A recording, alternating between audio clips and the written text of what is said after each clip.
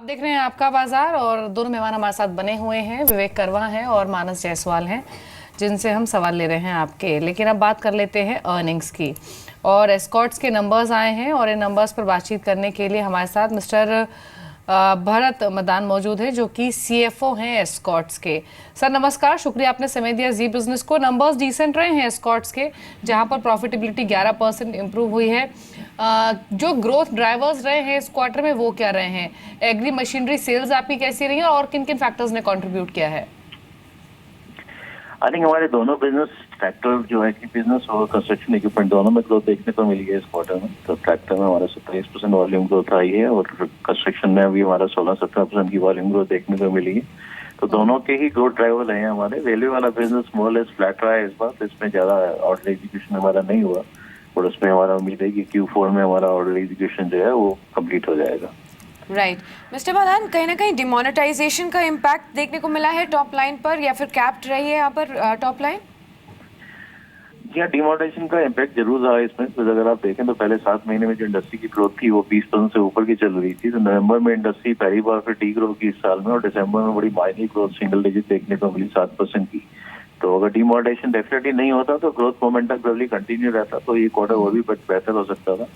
But उसके चलते लेंगे फिर भी ओवरऑल, क्योंकि हमारा मेन रिटेल सीजन जो अक्टूबर में था वो ऑलरेडी हो चुका था पूरा जब तक ये डिमोनेटाइजेशन का इम्पैक्ट आया, तो इसलिए हमारे को ओवरऑल क्वार्टर के नतीजों पे ज्यादा इम्पैक्ट देखने को नहीं मिल रहा है। जी, एक चीज और, अब जो करंट ऑनगोइंग क्वार्टर है इसको लेकर कैसा आउटलुक बनता हुआ दिख रहा है? जो डीमोनेटाइजेशन का असर हमने तीसरी तिमाही में देखा, क्या वो पूरी तरह से ओवरकम हो जाएगा इस क्वार्टर में? पहली चीज।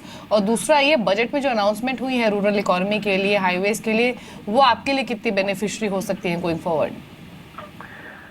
Q4 में अभी हमें जनवरी में थोड़ा इम्पैक्ट देखने को मिला डिमोनेटाइजेशन का, तो उसमें हमारा थोड़ा कलेक्शन भी थोड़ी प्रेशर में नहीं, जबकि ओवरऑल फिर भी हमारी वॉल्यूम्स में जो थी 15-16% की ग्रोथ ट्रैक्टर बिजनेस में देखने को मिली थी, और ऐसे कंस्ट्रक्शन में भी हमारी ग्रोथ आई जनवरी में भी।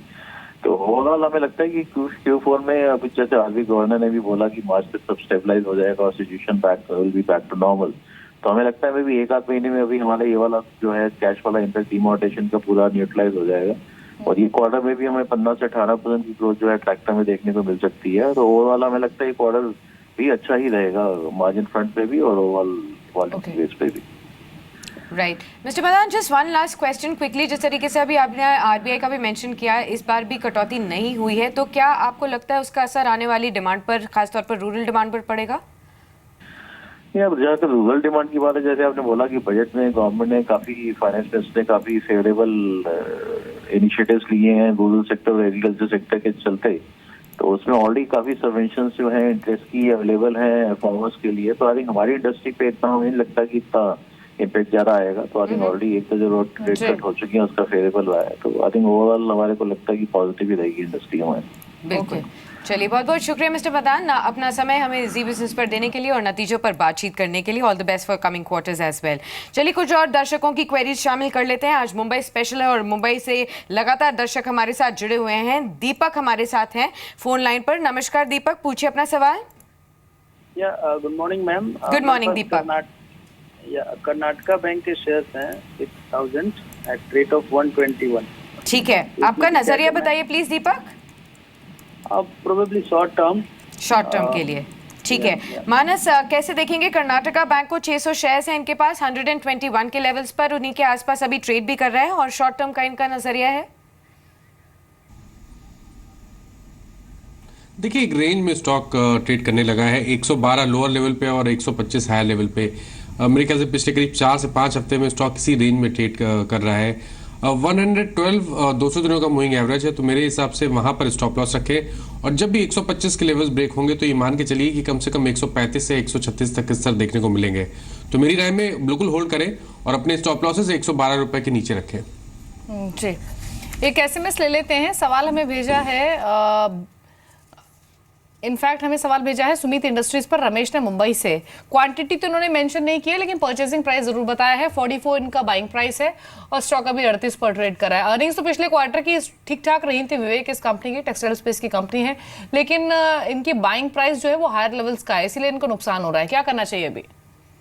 इनफैक्ट मुझे ध्यान है, अब इन्होंने कॉल किया था, किसने किया ये तो ध्यान नहीं है, लेकिन लास्ट टाइम जब बात हुआ था मैंने बोला था कि इसको सेल कर दीजिए, उस वक्त थोड़ा हायर लेवल्स पे था ये, और यहाँ पे कॉस्टली लग रहा है, और नीचे जाए तो उस वक्त आप इसको देख सकते हो।